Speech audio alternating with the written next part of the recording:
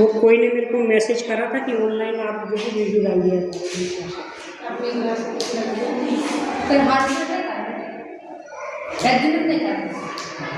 जो बच्चे स्कूल नहीं आ पाते उन्होंने किया होगा। हाँ, तो सिद्ध कीजिए कि किसी व्रत के किसी व्यास के सिरों पर खींची गई स्पर्श रेखाएं समांतर हैं।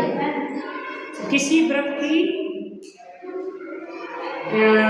जीवा नहीं सॉरी किसी व्रत का व्यास क्या होता है, ये देखो ना, व्रत के व्यास।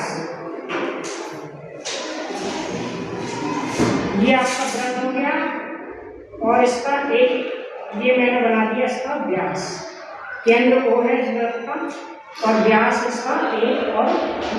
A भी है इसका व्यास। मैंने लिख दिया इसमें हल माना वो केंद्र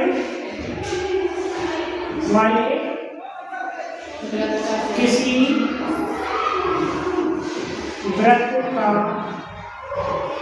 व्यास AB है, ठीक है। और ये जो AB है इसका बिंदु A से स्पर्श रेखा जा रही है और एक B से होकर जा रही है, ठीक है। तो इसका स्पर्श रेखा के हम नाम दे देते हैं। AB से जो स्पर्श रेखा जा रही है उसका नाम दे देते हैं PQ और इसका नाम दे देते हैं RS, ठीक है। तो ये हमने रचना कर रहे हैं, ठीक है। तथा स्पर्श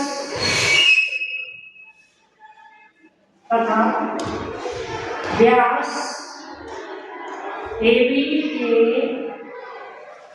सिरों से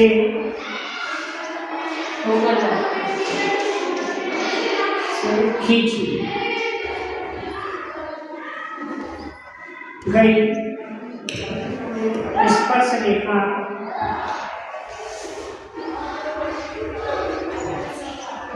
AQ और PQ व RS है, ठीक है।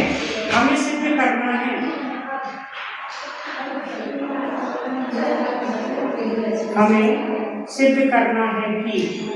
क्या सिद्ध करना है कि PQ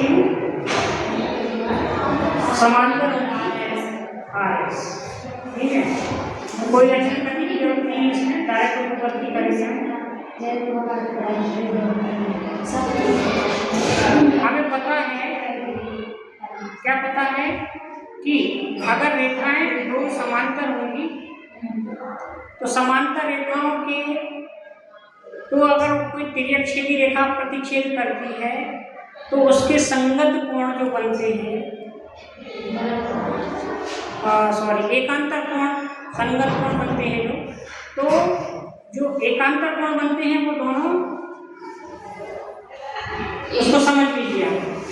अगर कोई दो रेखाएं समांतर है और इनको एक तिर्यकछेदी रेखा का प्रतिच्छेद करती है, ठीक है, तो एकांतर कोण युग्म जो होते हैं ये दोनों रेखाओं के बीच के ये दोनों कोण बराबर होते हैं, ठीक है। तो अगर हम इसी तरीके से इन दोनों रेखाओं के बीच में इसको तिर्यक रेखा मान लें और हम देखें कि इस तरफ का ये कोण और ये वाला कोण अगर बराबर हो गया तो हम कहेंगे कि दोनों रेखाएं कैसी होंगी, समांतर होंगी। तो क्या ये दोनों कोण यहाँ पर जो बन रहा है ये वाला और ये वाला कोण, क्या ये दोनों कोण बराबर हैं, ये हमको सोच के बताना है। अगर ये दोनों कोण बराबर हैं तो इसका मतलब ये रेखा कैसी होगी, समांतर। तो क्या ये दोनों कोण बराबर हैं, आप बता सकते हो क्या बराबर है? क्यों है सर? क्योंकि व्रत तो एक ही है और रेखाएं समांतर हैं। नहीं, समांतर है नहीं, बताना है कि समांतर है, क्यों है? सर व्यास, व्रत का व्यास बराबर इसमें है या तो इसलिए। इसमें यहाँ पर एक नियम ये लगता है कि किसी भी व्रत में जो स्पर्श रेखा होती है ना वो जीवा जो केंद्र होता है व्रत का, त्रिज्या, जो व्रत की त्रिज्या होती है ना वो स्पर्श रेखा पर हमेशा लंब होती है ना। ये नियम लग रहा है यहाँ पर। तो इसका मतलब ये होगा यहाँ पर ओ ए जो है पी क्यू पर लंब है लंब होगी पी क्यू पर, और ओ और बी होगी आर एस और ओ बी जो है लंब होगी आर एस पर, है ना। तो हम लिख सकते हैं, यहाँ पर लिख भी सकते हैं, क्योंकि ओ ए और ओ बी है क्या, त्रिज्या, वृत्त की त्रिज्या है, क्योंकि वृत्त जो व्यास होता है ना उसकी आधी होगी त्रिज्या, ये आधी आती है कि नहीं, है ना।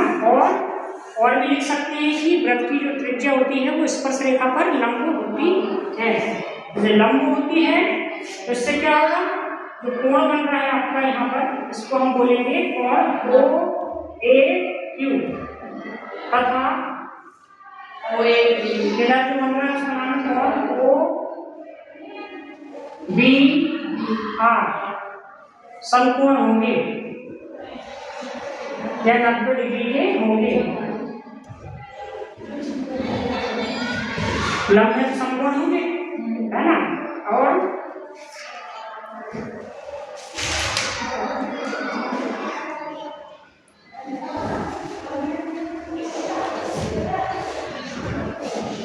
अब समकोण जब होंगे तो हम लिख सकते हैं कि स्पर्श रेखा पी क्यू व आर एस पर,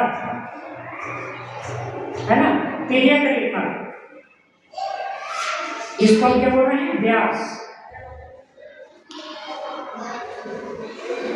रेखा द्वारा निर्मित एकांतर कोण बराबर है, तो स्पर्श रेखाएं समांतर